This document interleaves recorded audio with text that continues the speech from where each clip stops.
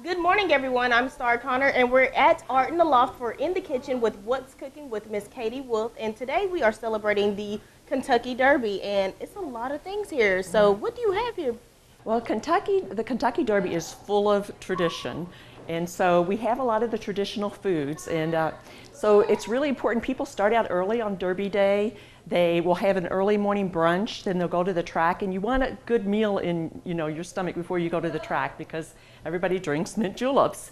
And then afterwards, the Derby doesn't start till around 6 o'clock p.m. And so then afterwards, people will have more of a late type of dinner, evening party. But the activity starts very early. Okay, well, I'm ready to dive in. So, what do we have here? Okay, so starting, we have what would be a typical Bibb lettuce salad. Okay. Bibb lettuce was originally grown in Frankfort, Kentucky, and it's supposed to be something, the lime in the soil is supposed to make it really good. And so this today is not Bibb lettuce because it's not out yet, Okay. but at least in Michigan. But with mandarin oranges and roasted pecans, and then a thin slice of red onion and a poppy seed dressing. Okay, great. And then moving on, what do we have next? So the next is the big dish for Kentucky Derby, and that's Kentucky burgoo. And that dates back to the Civil War. When they had all the soldiers, they would put everything they could find pretty much in a big kettle, and it would cook for hours and hours. And so this has, you can put all kinds of meat in it. This has pork and beef, lamb, and chicken in it, and lots of vegetables, a little bit of okra, and it has, the key ingredient is always the Kentucky bourbon.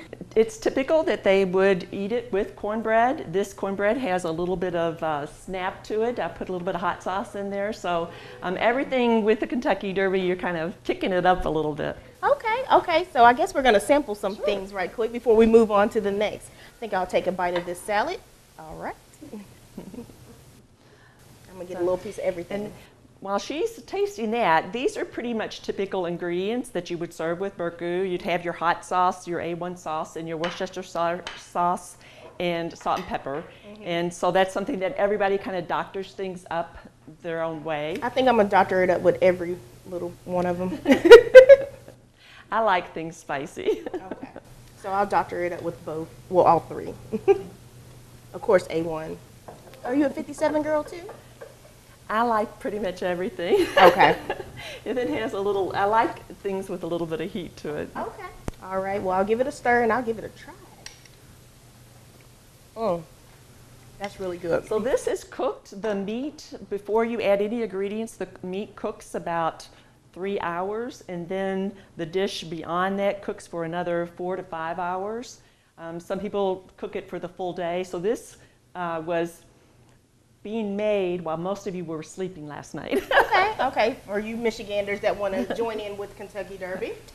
So this is another pretty special Kentucky dish, and it's Benedictine cheese. And if you go to any grocery store in Kentucky, you will find Benedictine cheese. And then for some reason you move out of that area and you can't find it anywhere. So it's a cucumber spread. Okay. And so typically a lot of people will make finger sandwiches with it, and it looks really pretty.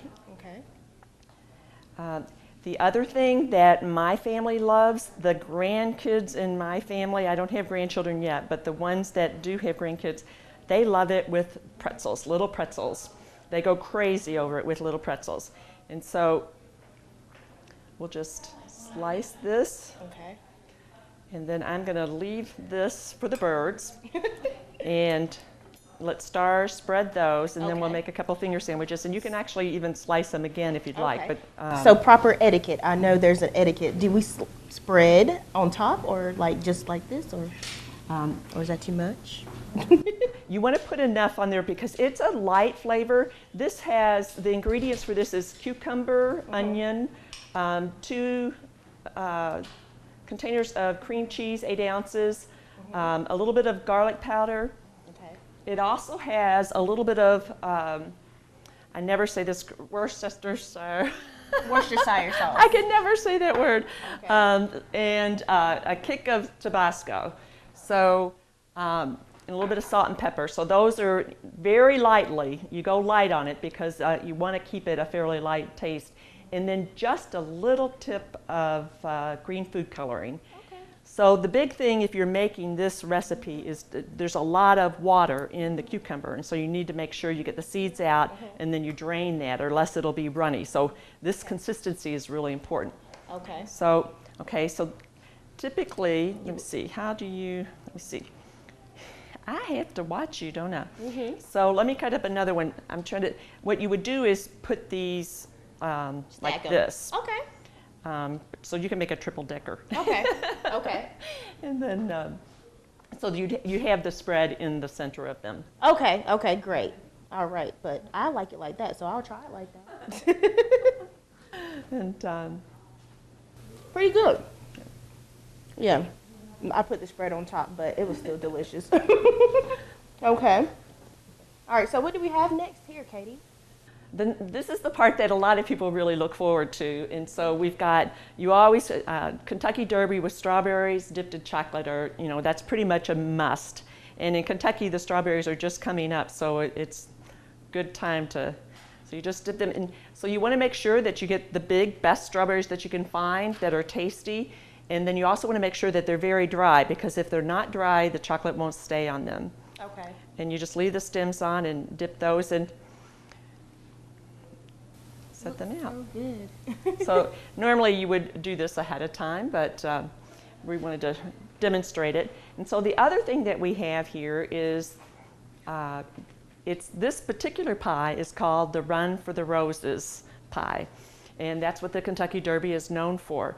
There is a standard, and it's they have a trademark pie that's known as the Derby pie. Okay. And you cannot call any other pie a Derby pie because it is trademarked.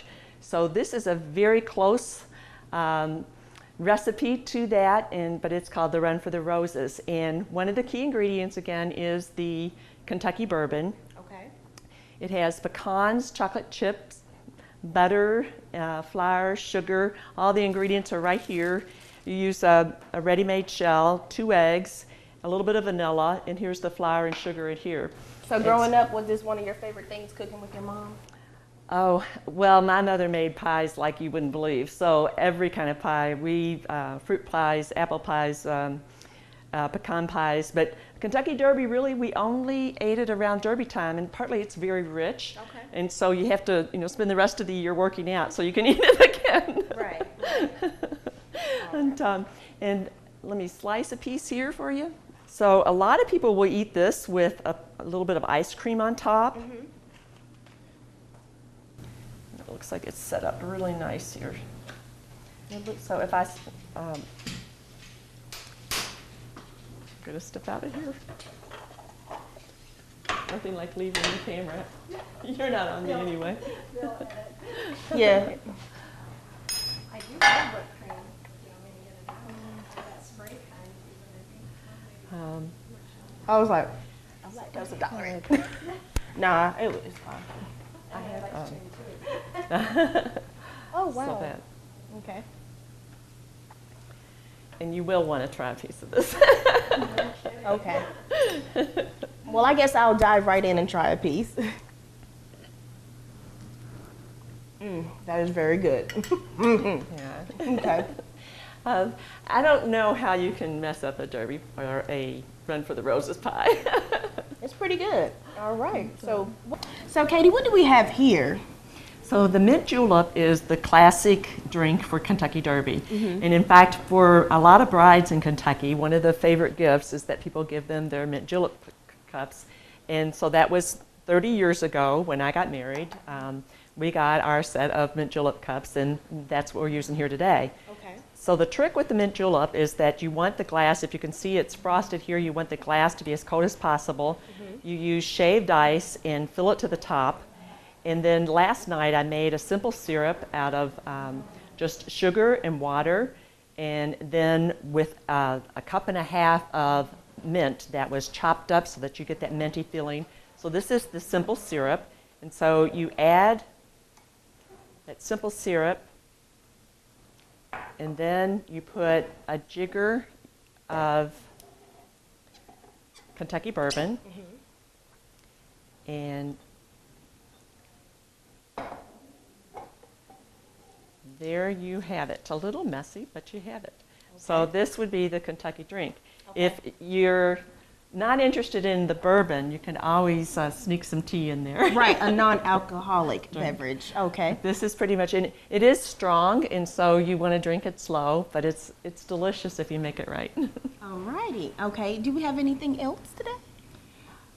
We do. We have some bourbon balls Okay. if they're frozen enough. Okay. So this is one thing that you get out of the refrigerator, Refrigerator. obviously.